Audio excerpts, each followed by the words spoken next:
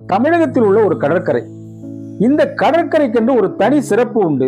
உலக அளவில் இந்த சிறப்பை அறிவியல் அறிஞர்கள் இதற்கான காரணம் என்று போற்றுகிறார்கள். என்ன காரணம்? தமிழகத்தில் அப்படி சிறப்பு பெற்ற கடற்கரை எது அப்படிங்கிறத இன்னைக்கு இந்த நிகழ்ச்சியில நம்ம தெரிஞ்சுக்க போறோம். இது உங்கள் முத்தமிழ் பார்வை. வாங்க நிகழ்ச்சிக்குள்ள போகலாம்.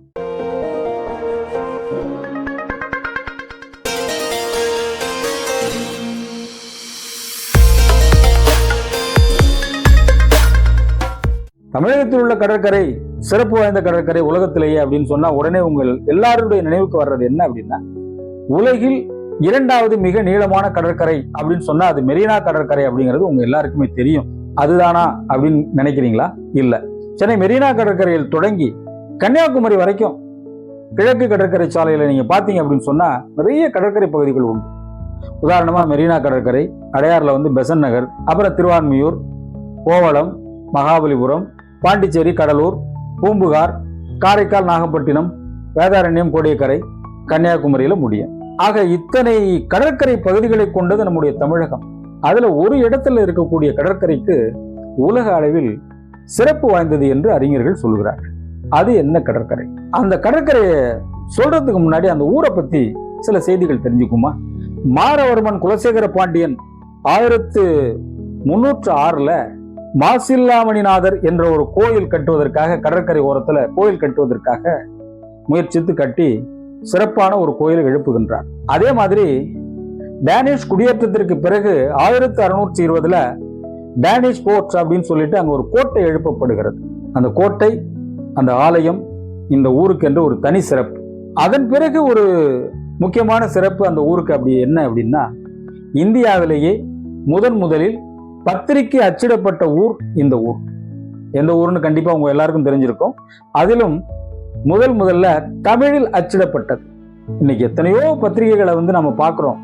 புத்தக கண்காட்சி சாலைகளில் லட்சக்கணக்கான புத்தகங்களை நம்ம பார்க்கிறோம். அத்தனை புத்தகங்களுக்கும் அச்சு வடிவத்திற்கு புள்ளி வைத்த இடம் இந்த இடம்.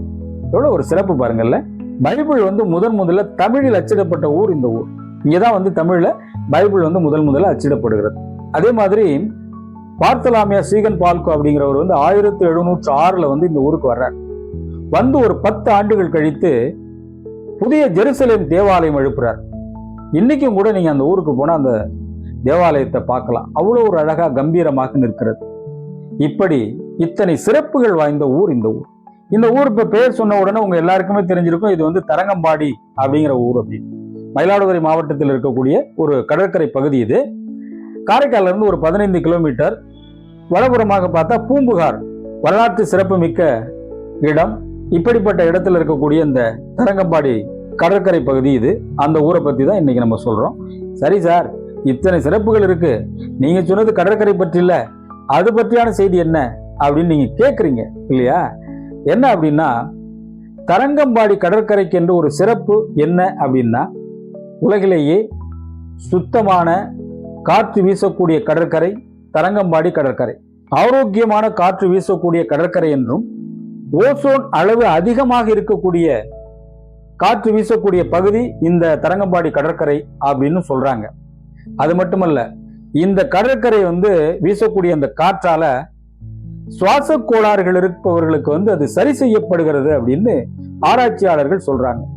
அந்த அளவுக்கு சிறப்பு வாய்ந்த ஒரு கடற்கரையாக போற்றப்படுகின்றது உலக அளவில். அதுதான் நம்முடைய தமிழகத்துக்கு ஒரு தனி சிறப்பு உண்டு. ஆக எல்லா கடற்கரைகளோட தரங்கம்பாடியில் இருக்கக்கூடிய கடற்கரைக்கு இந்த சிறப்பு, அதாவது என்ன, சுத்தமான தூய்மையான காற்று, ஓசோன் அதிக அளவு உள்ளது, சுவாச கோளாறுகளை போக்க வல்லது அப்படின்னு சொல்றாங்க. அந்த சிறப்பு வாய்ந்தது இந்த ஊர். அதுதான் தரங்கம்பாடி. அழகான சுற்றுலா தலம் கூட. நீங்க போனீங்கன்னா ரொம்ப அழகா இருக்கும் பார்க்கறதுக்கு. பல சிறப்புகள் இந்த ஊர்ல உண்டு. அதாவது இத்தனை சிறப்புகள் இருக்கலாம். எப்பொழுதுமே சுற்றுலாவாக நாம் செல்ற பொழுது நம்ம மனசுல வைக்க வேண்டிய செய்தி என்ன அப்படின்னா, போற அந்த இடத்துல சுத்தமாக தூய்மையாக நம்மால் ஆன வழியில் வைக்க வேண்டும் என்று நினைக்கணும். மற்றவர்களையும் நினைக்க தூண்ட வேண்டும். இதை நம்ம நினைவில் கொள்ளலாம். சரி நண்பர்களே, இந்த செய்தி உங்களுக்கு எப்படி இருந்துச்சு? உங்களுடைய கருத்துக்களை எங்களுக்கு சொல்லுங்க. மீண்டும் சந்திப்போம். நம்முடைய நிகழ்ச்சியை லைக் பண்ணுங்க, ஷேர் பண்ணுங்க, சப்ஸ்கிரைப் பண்ணி பாருங்க. மீண்டும் சந்திக்கின்ற வரை உங்களிடமிருந்து அன்பு வணக்கம் கூறி விடைபெறுகின்றேன். உங்கள் அன்பின் மாங்குடி கே. முத்தமிழ்ச்செல்வன். வணக்கம் நண்பர்களே.